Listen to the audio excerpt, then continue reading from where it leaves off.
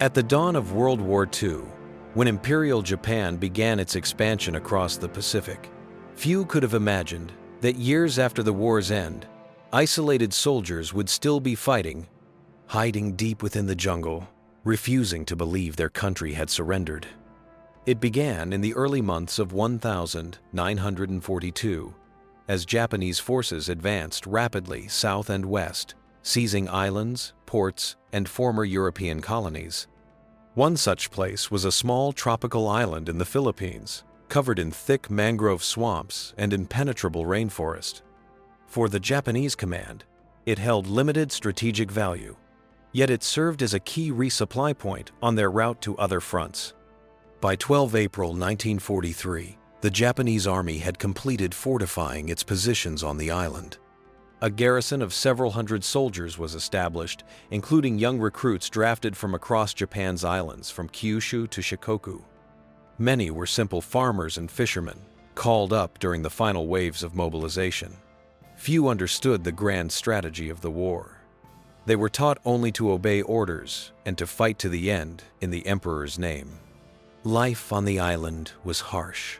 Supplies arrived irregularly, food was scarce, and the climate was unforgiving. Miles of dense forest and swamps made the land as dangerous as any battlefield. The monsoon season brought floods. Insects carried diseases. The relentless humidity wore down even the strongest men. Yet the command demanded endurance. Propaganda at the time instilled a single belief into every Japanese soldier that surrender was unacceptable, that captivity was dishonor, and that death for the emperor was the highest form of loyalty. These ideas became deeply rooted in the minds of the young men. They believed their nation would never yield, and that if the enemy came, they must fight to the last bullet. By late 1944, the tide of war had turned. After Japan's defeat at Midway and the loss of its major naval forces, the empire was forced into a defensive stance. The United States, with overwhelming air and naval power, began retaking the islands one by one. Garrisons like the one on the Philippine Islands slowly lost contact with headquarters. Radio transmissions ceased, supplies dwindled, and orders became rare. Still, the soldiers continued to follow their last known commands: hold the position and never surrender. When the liberation of the Philippines began in October 1944, the island became isolated. Japanese units scattered through the forests tried to resist, but they were vastly outnumbered. American airstrikes destroyed most of their fortifications, and the beaches fell quickly to the invading forces. Those who survived retreated into the interior jungle, officers, corporals, and privates who had been trained to obey, not to question. After Japan's surrender on 15 August 1945, many garrisons laid down their arms, but those in remote outposts never received the emperor's broadcast. With no radio contact and no written orders, they believed the war continued. Rumors of surrender were dismissed as enemy tricks meant to lure them out. On that small island, what remained of the original garrison by late 1945, perhaps 30 men built makeshift camps deep in the forest.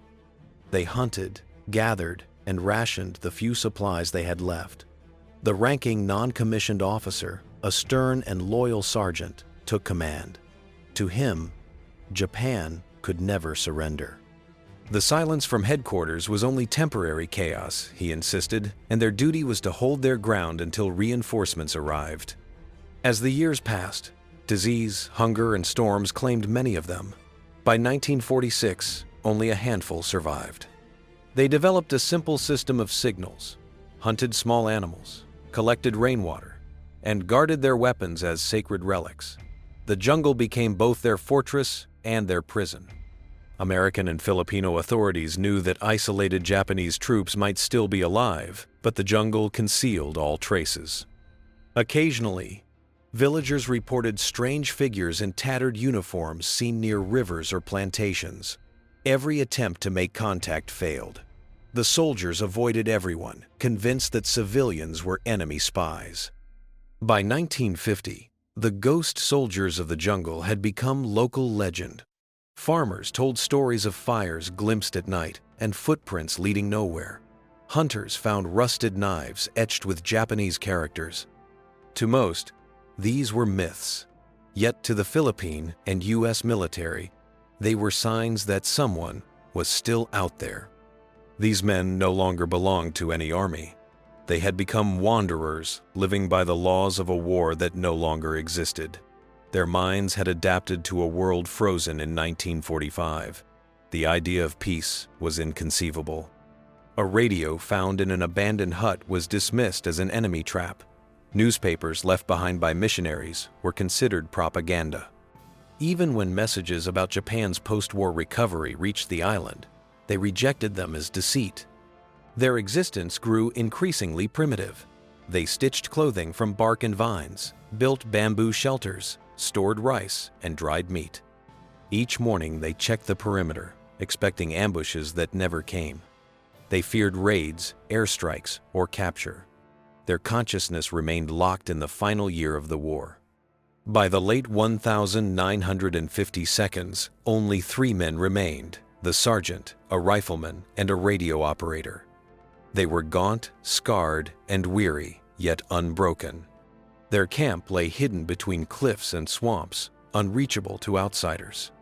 They had no idea that Japan had long rebuilt itself, that the emperor had renounced his divinity, that the nation had transformed into a peaceful democracy. To them, the emperor remained a living god, and his army an eternal mission. That belief sustained them when everything else had faded. Their war was no longer about territory or orders. It was about endurance, loyalty, and survival. They became living symbols of how long a war can last inside a person, even when peace reigns outside. Thus began their long isolation, a story stretching across decades. They hid in the jungle and refused to believe the war was over. And many years later, when American troops once again landed on those islands, they came not to fight, but to tell them it truly was. After 1945, the world began rebuilding itself from the ruins of war. Yet for those who had remained hidden in the jungles, time seemed to have stopped. On a remote Philippine island, buried under the thick canopy of tropical trees, 3 Japanese soldiers continued to live as if the war had never ended. Their names had long disappeared from army rosters. Their families, receiving no word for years, believed them dead. They, in turn, had no idea that the world had entered a new era. The era of the Cold War, nuclear weapons, and global alliances. For them, the world was still as it had been in the last days of battle. Year by year, the jungle erased all signs of human presence. Old fortifications, trenches, and makeshift depots collapsed under the weight of moss and humidity. Roots pushed through rotting planks. Vines grew over rusted helmets. Wild animals made their dens in what had once been defensive positions. The soldiers moved ever deeper into the forest, building new shelters in caves and under rock overhangs. Their daily life revolved around the simplest goals: finding food, leaving no trace, guarding their camp. They hunted small animals, gathered edible plants, and occasionally stole rice or salt from Filipino villages, descending only at night. Any sign of human activity terrified them. They believed the enemy could use local people to lure them out. In the first post-war years, American patrols did sweep the island, attempting to persuade any remaining Japanese troops to surrender. They left leaflets written in Japanese, announcing that the war was over and that any soldier who surrendered would be treated humanely. The 3 men dismissed these as enemy tricks. They believed the Americans were masters of deception. They gathered the leaflets and hid them to prevent any weakening of morale among themselves. As time went on, their connection to the world they had once known faded. Their radio had long stopped working. Ammunition had corroded. Their uniforms decayed, and their shoes fell apart. Yet they still guarded their insignia, their bayonets, and a tattered flag, sacred reminders of the mission they were sworn to fulfill. By the early 1952, they could no longer distinguish one year from another. Memory blurred, leaving only the rhythm of the seasons. The monsoon rains meant rebuilding their shelters and storing supplies. The dry season allowed hunting and scouting. They carved simple marks on bamboo sticks to record months and moon phases, their crude calendar of survival. Meanwhile, the Philippines had returned to peace. The war was over. The Americans had left, and daily life had resumed. For villagers, the idea that Japanese soldiers might still be hiding in the mountains became a kind of folklore. Hunters sometimes reported strange noises in the forest, commands shouted in a foreign tongue, or patches of ground cleared as if by invisible hands. Farmers found empty rice sacks or missing livestock. But when authorities sent search teams, they found nothing but traces. In 1952, the Philippine Army launched a coordinated expedition to investigate the rumors. For weeks, soldiers combed the mountains and rivers, finding abandoned shelters and fire pits. The signs were fresh, yet no one appeared. Hidden deep in the foliage, the Japanese soldiers watched them from afar, motionless. They saw men in unfamiliar uniforms, leaving food and water in open areas, a gesture of goodwill. But to them, it was a trap. Their discipline had not changed. Avoid contact, maintain vigilance, await the Emperor's command. By the late 1950 seconds, their bodies began to fail. Constant malnutrition, fever, and infection took their toll. The senior sergeant, still the leader, enforced routines with iron precision. He made the others patrol the perimeter, keep records of enemy movement, and clean their weapons daily. His authority had become absolute, but it was not cruelty. It was the only thing that gave structure to their existence. In his mind, time had frozen somewhere between 1944 and 1945. Any new activity by the outside world was explained as enemy deception. When airplanes passed overhead, he believed them to be new reconnaissance models. When construction noises echoed from the coast, he thought the Americans were building fortifications. His reality had closed in upon itself. Everything outside filtered through the logic of war. During the 1960 seconds, the island changed. Roads were built, plantations appeared, tourists came to explore the tropical landscape. Yet the jungle's heart remained untamed. Rumors about the hidden Japanese returned after researchers discovered an old bayonet and fragments of a uniform. Another expedition followed, again without result. Then came tragedy. In 1961, one of the 3 men died of malaria. His companions buried him according to military custom, carving a wooden cross and placing a rusted bayonet beside it. The ceremony was brief but solemn. After that day, only the sergeant and the radio operator remained. The loss changed them. They became even more cautious, moving only at night and building multiple shelters in case of attack. Life turned into repetition: sunrise, heat, humidity, fear, nightfall. They lived in the half-light of the forest, feeding on roots, fruit, and the occasional bird. Their clothing was nothing more than rags. Their skin bore scars from insects and vines. But their resolve remained untouched. Back in Japan, during these same years, families of missing soldiers began organizing search missions. Veterans traveled to islands across the Pacific with photographs and rosters, hoping to bring home those who might still be alive. Some isolated Japanese soldiers were indeed found, living in forests or caves, unaware the war had ended. These rescues inspired new searches, though many failed. The small unit on Lubang remained elusive. By the mid-1960 seconds, age and exhaustion had weakened the sergeant and the radio operator. They no longer ventured far to hunt. They built traps, collected rainwater, and learned to purify it using bamboo. Their camp consisted of 3 shelters linked by narrow paths disguised as natural clearings.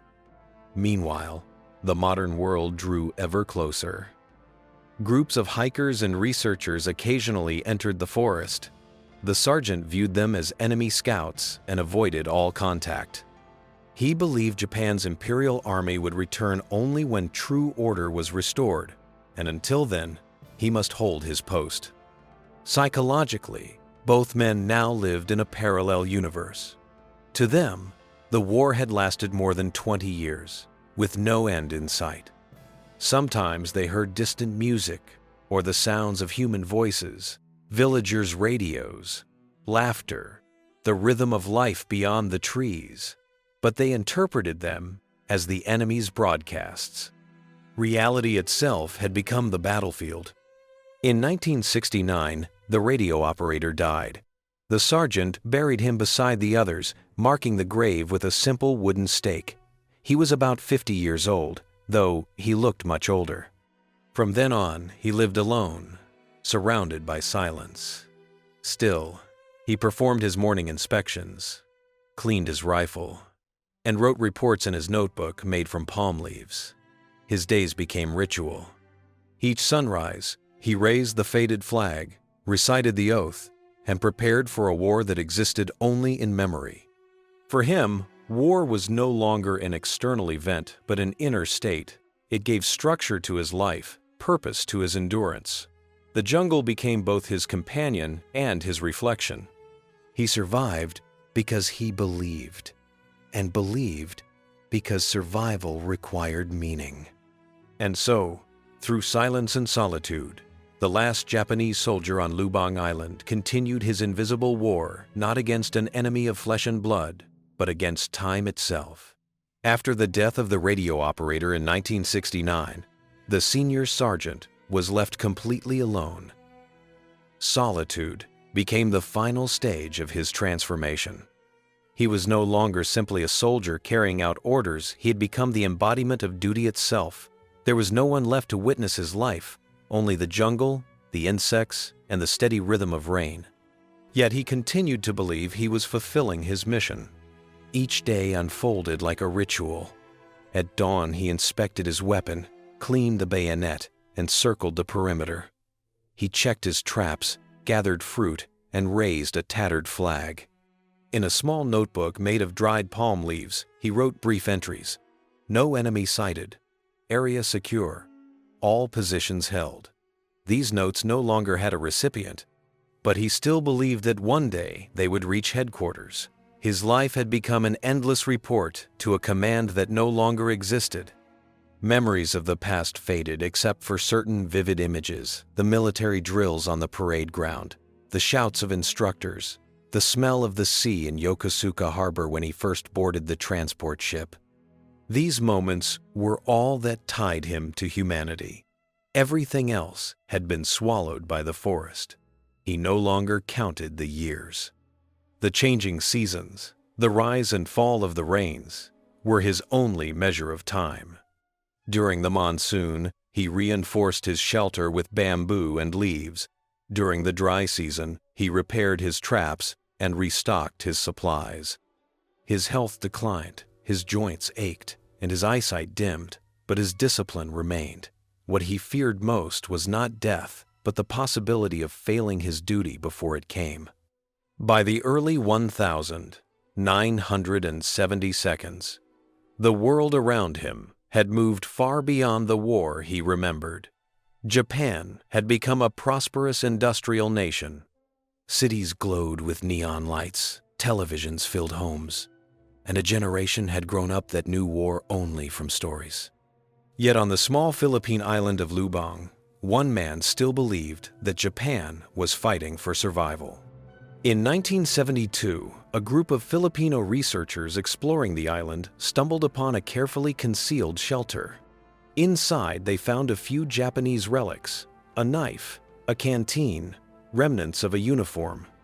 The traces were recent, but no person appeared. It was clear that whoever lived there had vanished just before they arrived. The sergeant had noticed the intruders and withdrawn deeper into the forest.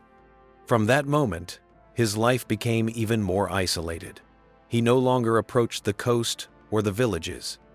He survived on fruits, roots, and whatever small game he could catch. He collected rainwater in large leaves, and used fire made by friction. The jungle, once an obstacle, had become his ally. Sometimes he encountered fragments of the modern world, a plastic bottle, an aluminum can, a piece of packaging blown inland by the wind. To him, these objects were evidence of enemy activity, signs that the Americans had developed new materials and technologies. He could not comprehend that the world had entered an age of industry and consumption. Everything he found was interpreted through the lens of war. His body aged, but his spirit remained unbroken. He still saw himself as a soldier of the Imperial Army. In the evenings, he sat beside a small fire, repeating the words of the military oath in silence. His mission, as he understood it, was to protect the island until the Emperor's forces returned. In 1974, rumors of a surviving Japanese soldier reached Tokyo. Newspapers published reports about a last samurai who might still be hiding on a Philippine island. The story drew attention from both the public and the government. Japan had changed. It was now a nation of peace. Yet the thought that one of its soldiers still lived by the old code stirred a mixture of fascination and unease. An official mission was organized to find and bring the man home. The Japanese authorities worked with the Philippine military and the United States to coordinate the effort. They understood that the man, having lived so long in isolation, might perceive any approach as a threat. The plan was to locate him, identify him, and deliver an official message from Japan, not to capture him, but to convince him that the war was truly over. Search teams scoured the island. At first, they found nothing. Then, one group discovered carvings on a tree, Japanese characters meaning endurance and honor.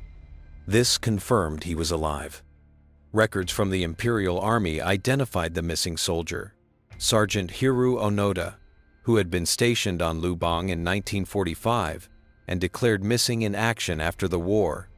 The mission was named Operation Onoda's Return. It included a retired officer who had once been Onoda's commanding officer. It was believed that only a direct order from a superior could release him from his self-imposed mission. In the jungle, Onoda continued his routines, unaware of the search. He had no idea that his name was being spoken on television in Japan, that people viewed him as both a relic and a hero. To him, the world remained the same, silent, dangerous, and hostile. In February 1974, the Japanese delegation arrived on Lubang. Through loudspeakers, they broadcast messages in Japanese, explaining that the war had ended nearly 30 years earlier and that Japan had surrendered. There was no response. Onoda observed from the shadows, convinced it was an enemy ruse. A few days later, his former commanding officer left a personal letter and an official order written in Japanese military format, bearing the seal of the Imperial Army and the Emperor's command to cease hostilities. Onoda read the document carefully, checking every stamp, every signature. For a long time, he said nothing. Then, for the first time in 3 decades, he lowered his rifle. He walked out of the forest wearing his old uniform, patched but clean, his rifle gleaming from care. Eyewitnesses recalled that he looked thin but composed, his posture straight. He handed over his weapon with both hands and formally saluted. The war, for him, had finally ended. When Onoda returned to Japan, he was greeted by crowds and reporters. For the media, he was a national curiosity, a man who had lived in another century. But he did not see himself as extraordinary.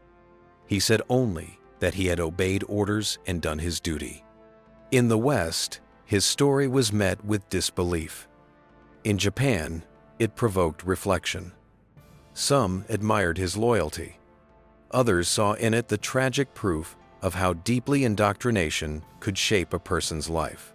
To many, Onoda symbolized the final echo of a vanished age, a man who had carried the old empire within him long after it had disappeared. He would go on to live quietly, write his memoirs, and reflect on what he called the longest duty in history. His book described not glory, but endurance, the strange peace that comes from purpose. even when that purpose is built on illusion. Thus ended the story of the last soldier who refused to believe the war was over. He emerged from the jungle not as a conqueror or a victim, but as a witness, proof that wars do not always end when the shooting stops, and that belief can bind a man more tightly than chains.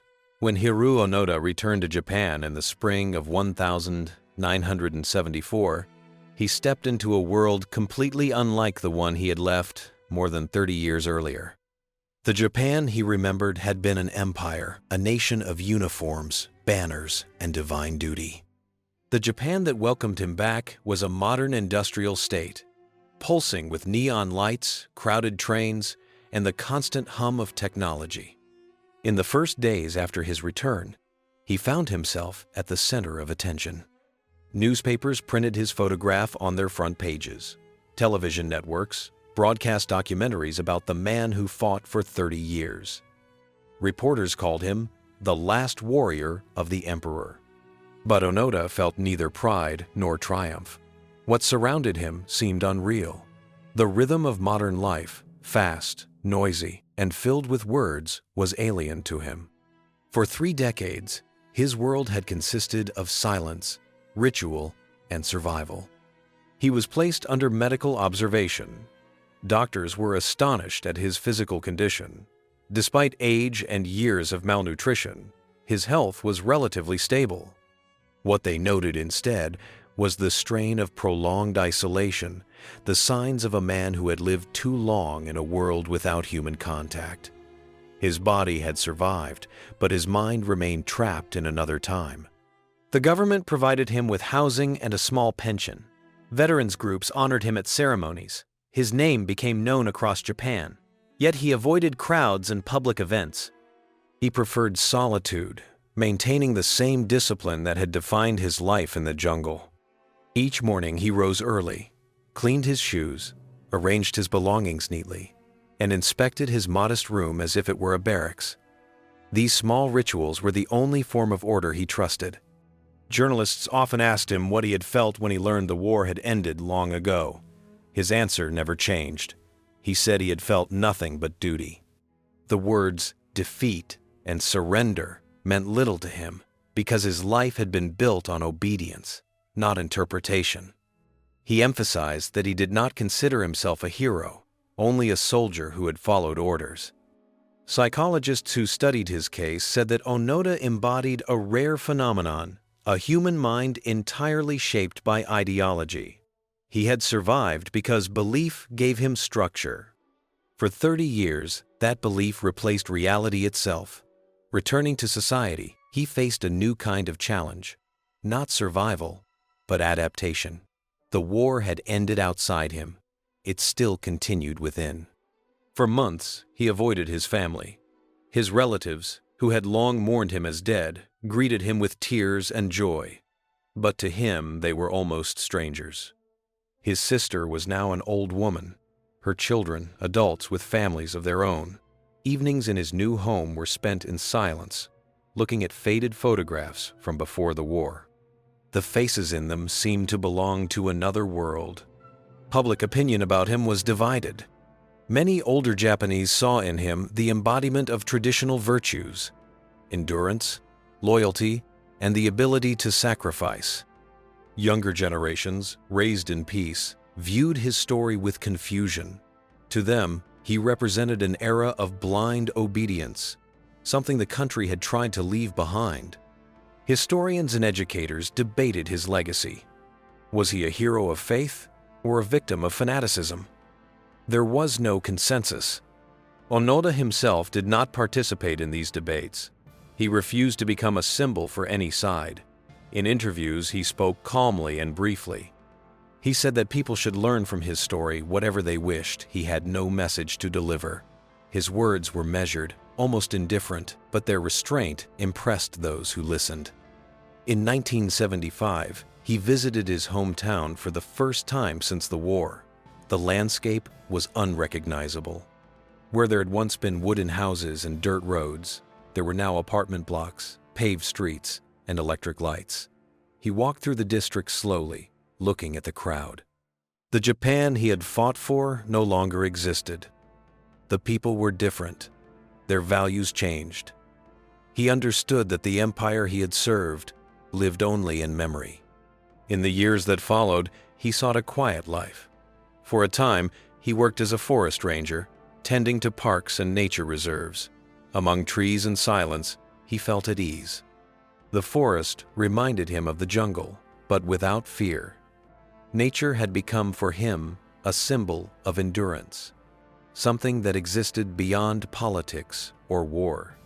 Those who worked with him said he was polite, punctual, and disciplined, a man of routine, rarely speaking of his past. Gradually, his understanding of his experience deepened. He began to realize that his faith in eternal war had protected him from emptiness. In the jungle, he had purpose. In peacetime, he struggled to find it. The war had given him an identity. Its end had taken it away. In the 1,980 seconds, he wrote a book describing his 30 years in the jungle.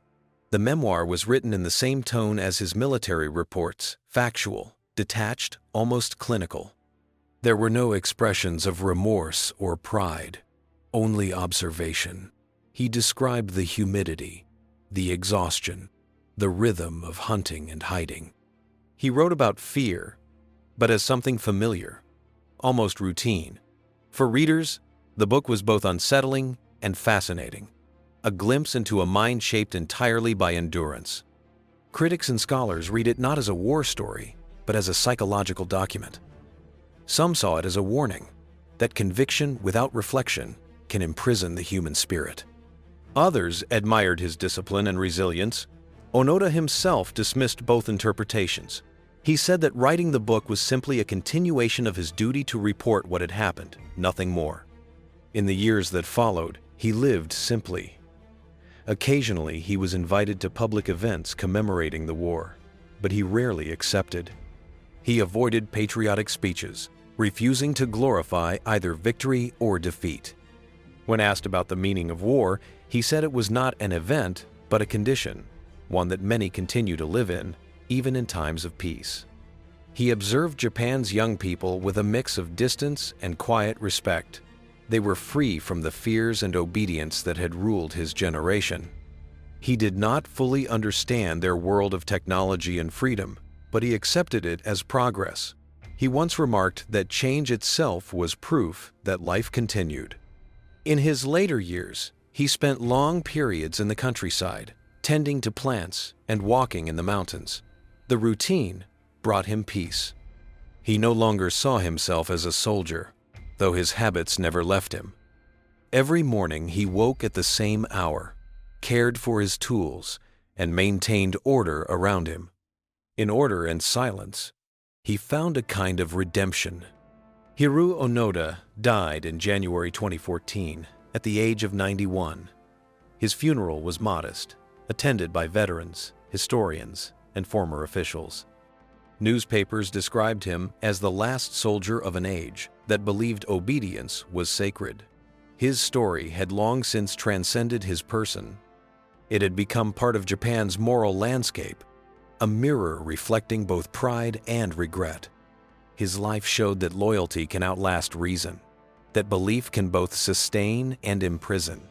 In him, Japan saw not only its past, but its transformation from empire to peace, from duty to reflection. His endurance became a quiet reminder of what it means to live through history and to carry it long after it has ended. The story of Hiroo Onoda concluded, but its meaning endured. In his fate, one could read the entire 20th century, a century of faith, tragedy, and renewal. He had lived in the jungle while the world reached the stars, and yet his story still belonged to that same world. He never surrendered to an enemy. He surrendered only to time. And in that surrender, the last soldier finally found peace. After Hiroo Onoda's death, public interest in his story did not fade. In fact, it deepened. To some, he became a symbol of endurance and discipline. To others, a tragic figure, a man trapped by his own convictions. In universities, His life was studied as a rare psychological and historical phenomenon, a soldier who had continued fighting for 3 decades after his country's defeat. Yet behind the analysis and the myth remained a silence, the same silence that had surrounded him in the jungle. In the months following his return in 1974, Japan had been divided in its opinion of him. The older generation, who had lived through the war, respected him. They saw in him the reflection of values they had once been taught: honor, loyalty, obedience. For them, Onoda represented the endurance of the Japanese spirit, the will to fulfill one's duty no matter the cost.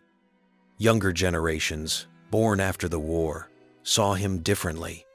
To them, he was a relic, a reminder of a time when blind obedience replaced conscience. But regardless of perspective, his story forced the nation to confront a question it had long avoided: how to understand the generation that had lived and died by those ideals. Onoda's life demonstrated how deeply an idea could shape a person's reality. For 30 years, he had lived according to orders that had long ceased to exist, yet for him, they remained absolute. In post-war Japan, society struggled to reconcile with its own past. The country had risen from defeat to become an industrial and cultural power, but its collective memory still carried the weight of the war. Textbooks were rewritten, removing militarist rhetoric and emphasizing peace and humanism. Yet the figure of Onoda reminded people that history was not easily erased. The war still lingered in the memories, values, and fears of the people. He became a living reminder of how close devotion and fanaticism can stand to each other. By the 1982nd, when Japan had achieved unprecedented prosperity, scholars returned to his story. Psychologists called it an example of closed consciousness, a mental state in which isolation and ideology form a self-contained world, immune to outside facts. Military historians viewed him as the embodiment of perfect discipline, taken to its ultimate extreme. Other historians compared his case with those of other Japanese soldiers found across the Pacific in Indonesia, Guam, and Micronesia. Many had hidden for years, refusing to surrender, convinced that the emperor's army would return, yet none had survived as long or remained as steadfast as Onoda. He was the last of them, the final shadow of an empire that no longer existed. When journalists later interviewed veterans who had known him before the war, they described him as reserved, strict, and deeply loyal. Even as a young man, he had treated orders as sacred. Those who remembered him were not surprised that he had endured for so long, but even they admitted that his perseverance was both admirable and tragic. On the Philippine island of Lubang, where he had lived for 30 years, his story became part of local folklore. The villagers spoke of the man from the forest who had survived alone, unaware that the war had ended. To them, he was not an enemy, but a figure of mystery and endurance. Some older residents organized small remembrance ceremonies, lighting candles and telling stories to the younger generation. Academics who studied his life concluded that it transcended military history. It revealed something about the human mind, its ability to create meaning in isolation, to construct an inner world immune to change. Onoda's jungle had been both physical and psychological. His life was not only a struggle for survival, but also a struggle to preserve coherence in a collapsing universe. Psychiatrists who analyzed his behavior said he was not insane. His reasoning was clear, his memory precise. He simply lived according to a different reality, one built from loyalty and fear. He had replaced the uncertainty of life with the certainty of duty. That clarity had saved him, but it had also imprisoned him. For philosophers, his life became a metaphor for modern humanity, the tendency to cling to old beliefs even as the world transforms. Onoda had lived in the literal jungle, but many live in jungles of the mind, surrounded by ideas they cannot abandon, fighting wars that ended long ago. In the late 1992s, as Japan reflected on its wartime past, a group of filmmakers produced a documentary about his life. The film used original footage, photographs, and Onoda's own words. It avoided dramatization. Instead, it focused on the sounds of the jungle, rain, wind, and distant bird calls. The film presented his life as a meditation on time and endurance rather than an adventure. In one scene, Onoda looked up at the sky and said that the jungle had taught him patience. He explained that in nature there were no victories or defeats, only movement. To him, the war had ended not in 1945 or 1974, but in the moment he understood that time itself cannot be conquered. The film gained international recognition. Viewers did not see him as a soldier, but as a philosopher of survival, a man who had lived on the boundary between delusion and discipline. In the West, audiences were struck by his composure, by the absence of bitterness in his words. He did not justify himself. He simply recounted his experience with calm precision. Following the documentary's release, new generations discovered his story. Young Japanese viewers, raised in peace, saw him not as a hero but as a mirror of the human condition.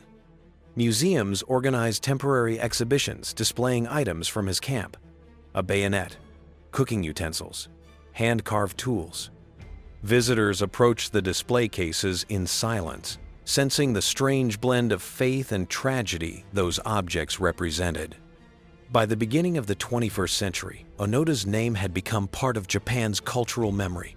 His story was mentioned alongside those of commanders and statesmen, though his place was unique. He was not a strategist or a leader, he was a reminder. His endurance embodied both the strength and the danger of unwavering belief. Outside Japan, his story also spread widely.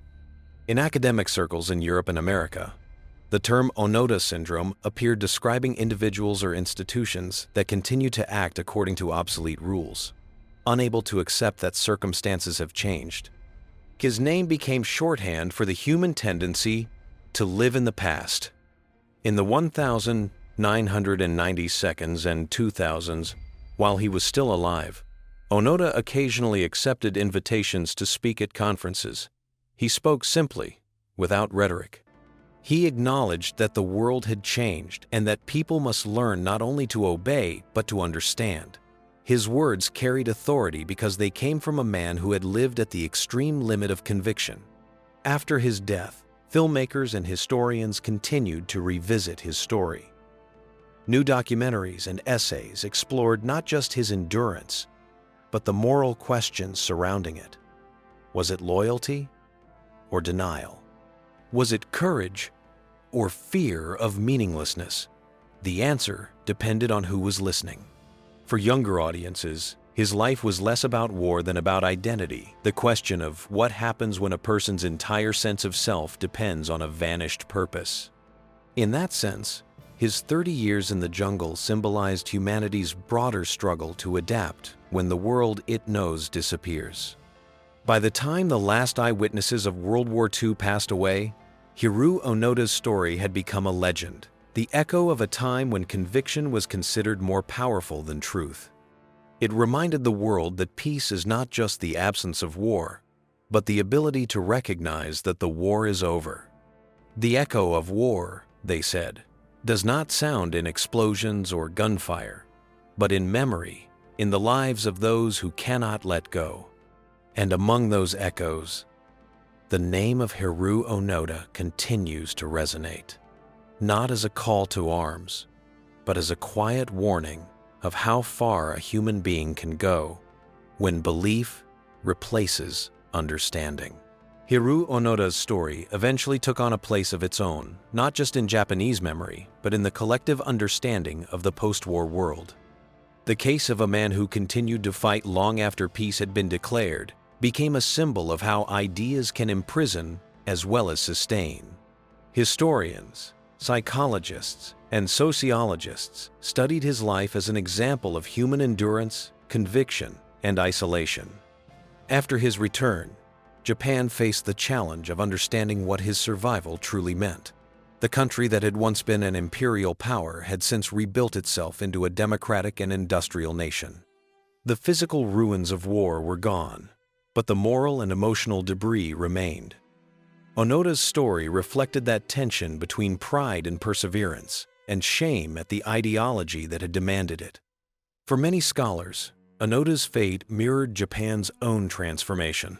Like him, the nation had struggled to accept defeat and rebuild its identity.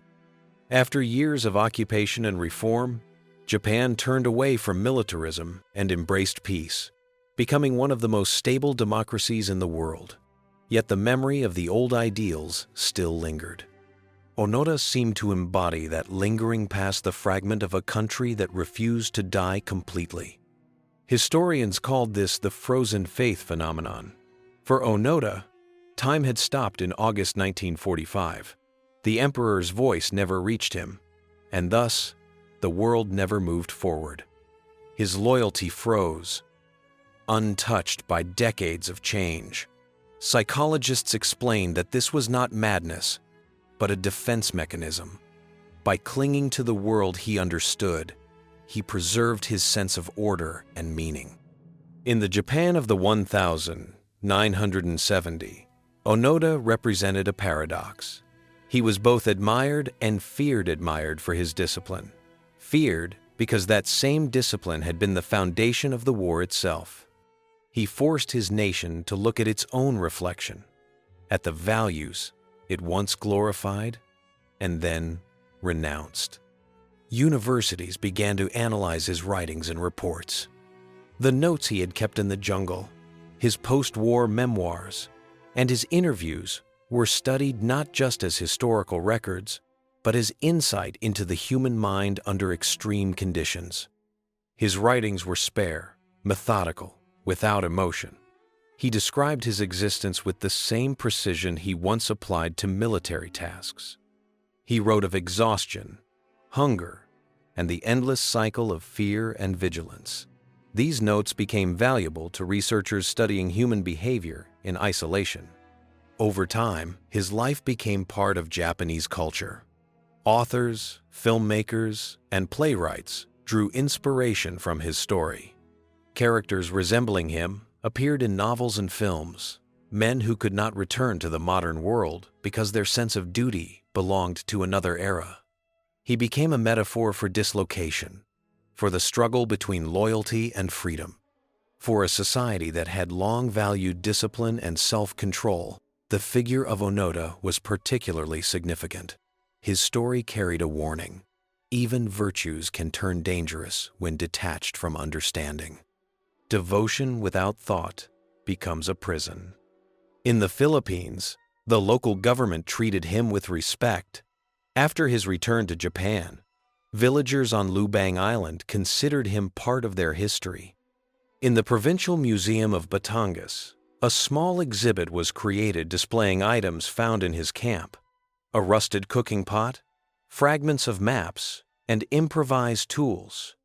For the islanders, these were not mere relics of war, but reminders of endurance and the strange persistence of belief. American historians also studied his case. In military journals, his name appeared alongside discussions of loyalty and obedience. For Western analysts, Onoda represented the extreme outcome of indoctrination, a soldier whose dedication rendered him invulnerable to reality itself. Yet there was also admiration not for the ideology, but for the human capacity to survive through sheer will. His influence extended to Japan's younger generations, raised under the Constitution of Peace. Teachers used his example not to glorify war, but to demonstrate the price of unquestioned obedience. In classrooms, his name stood beside lessons on Hiroshima and Nanjing, reminders of what happens when ideals consume humanity. True patriotism, educators said, required awareness, not blind faith. Not everyone agreed. Among surviving officers of the Imperial Army, some argued that Onoda had preserved the honor of the soldier. They saw in him the last representative of a generation that had known sacrifice and loyalty. These debates revealed Japan's ongoing struggle with its identity, torn between reverence for discipline and a desire to move beyond the past. Outside Japan, his name entered popular culture. The term Onoda syndrome appeared in newspapers and essays, describing any person or institution clinging to obsolete beliefs despite overwhelming evidence of change. His story became shorthand for humanity's inability to let go of what once defined it. In the 1990s, when he was still alive, Onoda occasionally accepted invitations to speak publicly. He did not preach or defend his past. He spoke quietly about responsibility and awareness. He admitted that while discipline could sustain a person, it could also blind him. His words carried the weight of experience rather than judgment. Listeners heard not the voice of a soldier, but of someone who had seen both the strength and weakness of conviction. After his death, Japanese filmmakers produced new documentaries about the soldiers who had remained hidden in jungles across Asia. Their stories varied, but none equaled Onoda's, the last man who had endured 3 decades of solitude. His story outlived the war by half a century, continuing to raise questions about duty, memory, and truth. For modern historians, his life offered lessons beyond military history. It illustrated how ideology could replace reality, how the mind could create order in chaos, and how that same order could prevent change. His 30 years in the jungle became a case study in human resilience and psychological confinement. Today, in museums dedicated to the Pacific War, visitors can still see his photograph. A thin man in a worn uniform, eyes calm and unreadable. Beneath the picture, a small inscription reads, "Hiruo Onoda, Sergeant Imperial Japanese Army. Service ended 1974. The words mark both an end and a beginning, the closing of one era, the birth of another. But his trace in history goes beyond exhibits. It remains in language, in books, in the collective consciousness of those who study war and peace. His name evokes not just endurance, but the fragility of conviction, the thin line between strength and delusion. When Japanese students learn about the war, teachers tell them not only about battles and treaties, but about a man who did not hear the message of peace. To some, it seems tragic. To others, incomprehensible. Yet all understand that his story is a mirror reflecting both the cruelty of history and the persistence of faith. Onoda was never a commander, never a strategist. He was an ordinary soldier who simply remained at his post, but that act of remaining made him extraordinary. His life asked questions that outlasted the century itself. What is loyalty? What is reality? And how long can a person continue walking a road that ended long ago? When Hiroo Onoda's story came to an end, the world he had once fought for no longer existed. The Second World War had become history, studied in classrooms and portrayed in films. The generation that had experienced it firsthand was fading, leaving behind archives, photographs, and monuments. Yet the memory of one man who had continued to fight for 30 years remained vivid. His story reminded people that war does not always end when peace is declared. It can survive inside human consciousness far longer than on the battlefield. The post-war world Onoda returned to in 1974 had been built on entirely different foundations. Japan had transformed from a militarist empire into a nation of peace and industry. Cities once reduced to ash now glittered with light. Trains ran on time, factories produced cars and electronics, and the younger generation knew nothing of hunger or destruction. The idea of dying for the emperor, once sacred, had been replaced by the pursuit of education, innovation, and prosperity. This transformation was not only economic, it was moral. The Constitution of 1947 declared that Japan would never again wage war. The Imperial Army ceased to exist, replaced by the self-defense forces. For most Japanese people, war had become synonymous with suffering and loss. But Onoda's return reminded the nation that history cannot be erased simply by changing laws. It survives in memory, in habits, in language, in stories whispered by older generations. During the 1950 and 1960, as the Cold War shaped the global order, Japan sought neutrality and stability. While the world's powers built nuclear arsenals, Japan concentrated on growth. The nation's attention turned toward industry, not ideology. Millions of people worked long hours, rebuilding a country once brought to ruin. The years of devastation became a cautionary tale, but also a source of strength. During those same decades, Onoda lived in the jungle, unaware that his homeland had entered a new age of peace and prosperity. He became, unknowingly, a living shadow of the past, a symbol of the Japan that once was. While skyscrapers rose in Tokyo and bullet trains crossed Honshu, he patrolled his piece of forest, convinced the war still raged. The contrast between his isolation and Japan's progress was almost unimaginable. When he finally returned, the younger generation looked at him with a mix of fascination and unease. He was both a legend and a warning. For them, he represented what happens when conviction outlives reason. His endurance, though remarkable, carried the echo of a time when individuals were taught to obey rather than to think. His story sparked new debates about patriotism. In post-war Japan, the very idea of loyalty to the nation had become complex. For the elders, patriotism still meant service and sacrifice. For the young, it meant responsibility and peace. Onoda's life forced both sides to reconsider their definitions. How can one love a country without surrendering to ideology? How can one be loyal without losing oneself? At the same time, Japanese cinema and literature began exploring similar questions.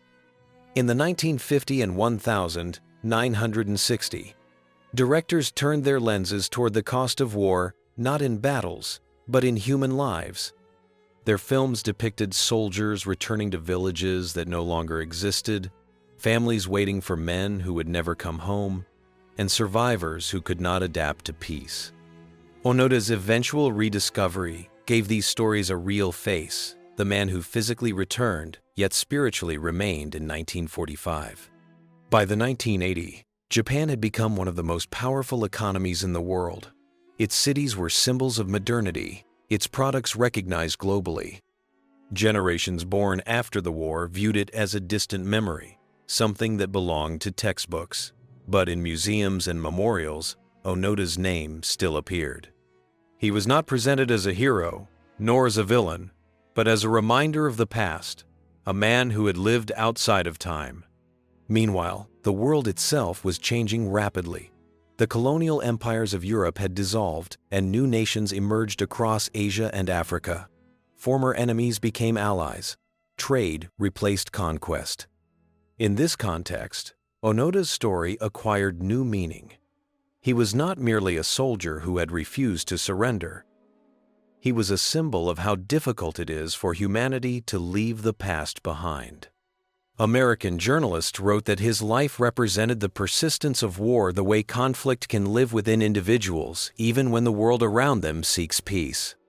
For psychologists, his case became a study in adaptation and belief. For moral philosophers, it was an allegory, the man who fought against time itself. On the island of Lubang, where he had spent half his life, the jungle began to disappear. Roads and farms replaced the wilderness that had sheltered him for 3 decades. Yet the locals remembered his presence. Tour guides pointed out the place where his camp once stood. For the islanders, the man from the forest was no longer a stranger, but part of their history. In the final years of the 20th century, as the internet connected people around the globe, Onoda's name resurfaced in new ways. Online forums and documentaries introduced his story to a generation that had never known war. Some admired his endurance. Others pitied him. His life became a metaphor for devotion in an age of change. To many, His story was less about Japan than about humanity itself, about the need to believe in something, even when belief becomes a burden. The world of the 21st century, with its rapid pace and shifting values, found in Onoda's decades of solitude a strange kind of relevance. His tragedy lay not only in his ignorance of peace, but in his faith, a faith so strong it survived reality itself. As new conflicts appeared in the world, journalists often invoked his name.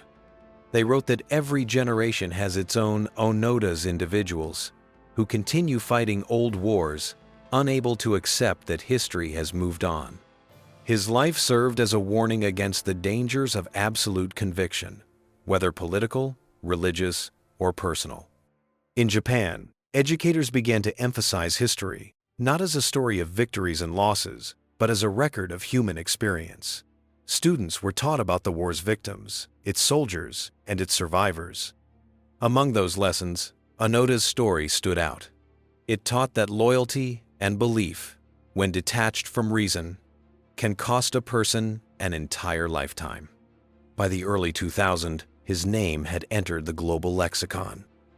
In museums dedicated to the Second World War, his photograph hung beside exhibits on Hiroshima and the Pacific campaigns. For Japan, he remained the last soldier. For the Philippines, the man of the forest. For the world, he was the embodiment of conviction carried beyond its time. When Onoda died in 2014, the media wrote that he was the last man for whom World War II had never ended. But in truth, the war had ended for him only when he realized there was nothing left to defend. That understanding came too late, but it gave his life meaning. The world after the war was built on the memory of people like him. His endurance became a reminder of what peace truly means, not the absence of conflict, but the ability to let go of the past. In an age defined by progress, his story remained a quiet echo of an earlier world, where faith could both sustain and destroy. The forest that once hid him was gone, yet his story continued to grow, a living monument to the endurance of belief and the fragility of time. When Hiroo Onoda died on 16 January 2014, Japan paused for a day. Television channels aired archival footage of his return from the jungle, photographs of his camp on Lubang Island, and recordings of the moment when he stood before cameras in a faded uniform, answering reporters' questions with calm restraint.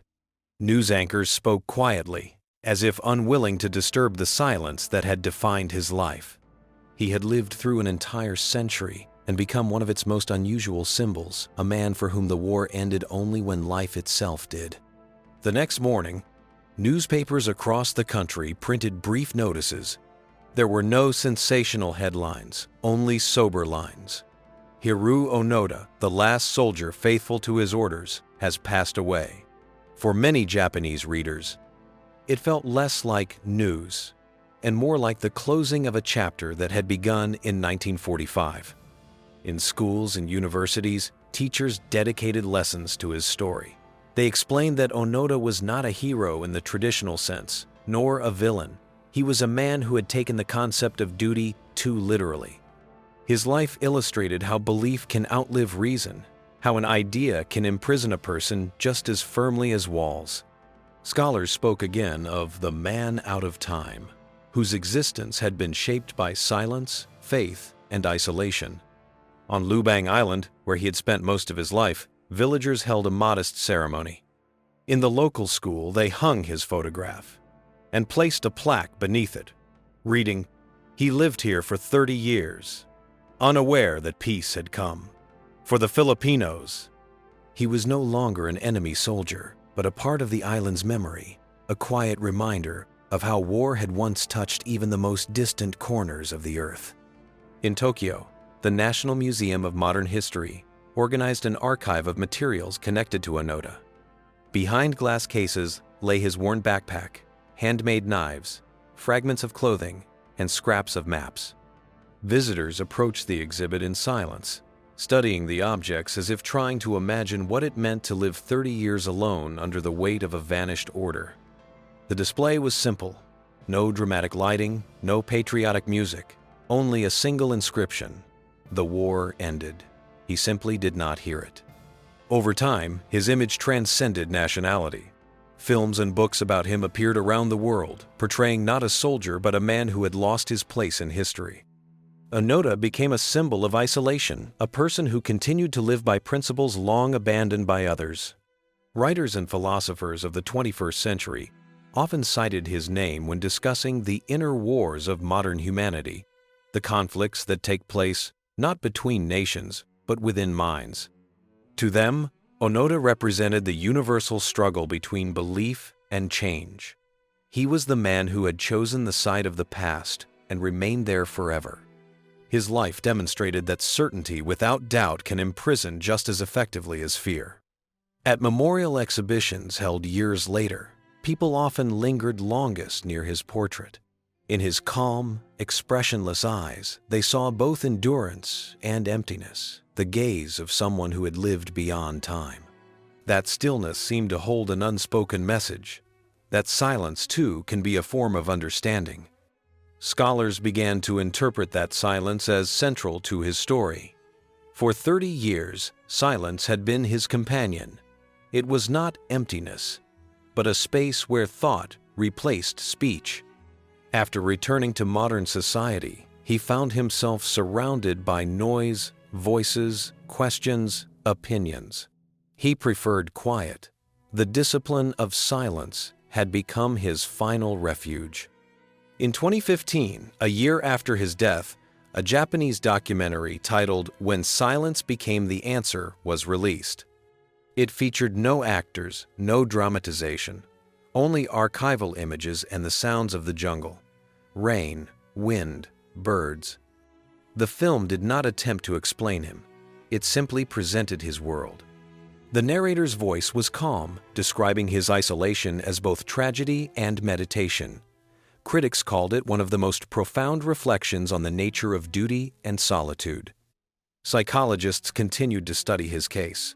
They concluded that Onoda's survival had depended on a psychological structure built from routine and conviction. Belief gave him stability. Without it, he might have collapsed into despair. His mind had turned discipline into meaning, but that same discipline had trapped him. Historians placed his life within the larger context of the 20th century, a time defined by both destruction and progress. Onoda stood between two worlds: the old one, ruled by imperial orders, and the new one, defined by democracy and technology. His existence connected them like a bridge that few could cross. For Japan, his story became a triad of lessons: memory, guilt, and forgiveness. Memory, because he embodied the persistence of the past. Guilt, because his faith exposed how deeply the nation's old ideology had shaped individuals. Forgiveness, because he lived his remaining years peacefully, without bitterness or justification. In the early 21st century, Japanese students learned about him alongside the atomic bombings and the stories of civilian suffering. Teachers emphasize that war is not only measured in battles or casualties, but in lives suspended by belief. Onoda's life showed that a person can survive physically, yet remain captive to an idea. In an era of constant communication, his story felt like a reminder from another world, one where time moved slowly, where conviction could shape reality.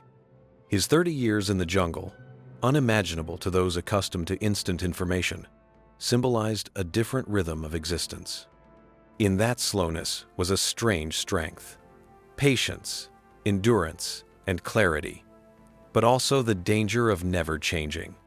Writers noted that humanity still produces its own Onoda's people who fight for causes long dead, unable to hear that the battle is over.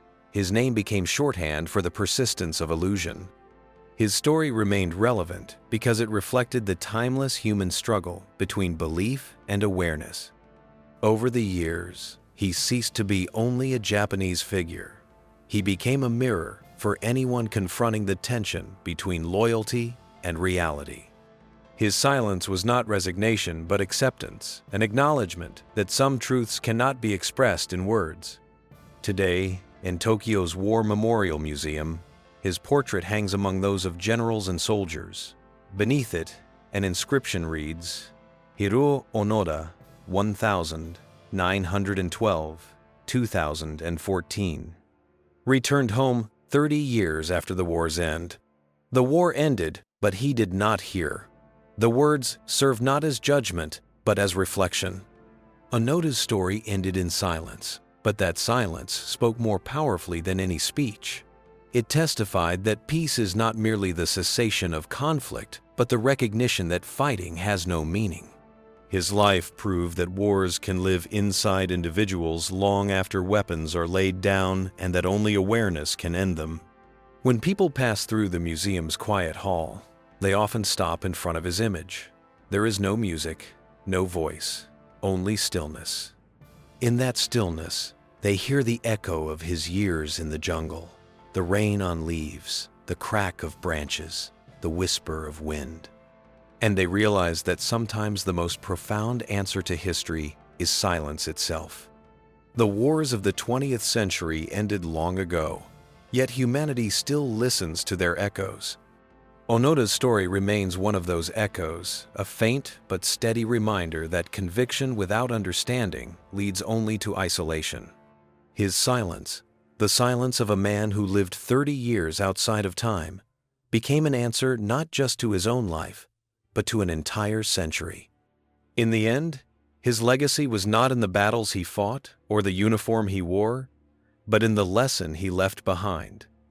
That true peace begins not when the last shot is fired, but when the last echo of belief fades into quiet understanding. And in that quiet, Hiroo Onoda, the last soldier, finally rests.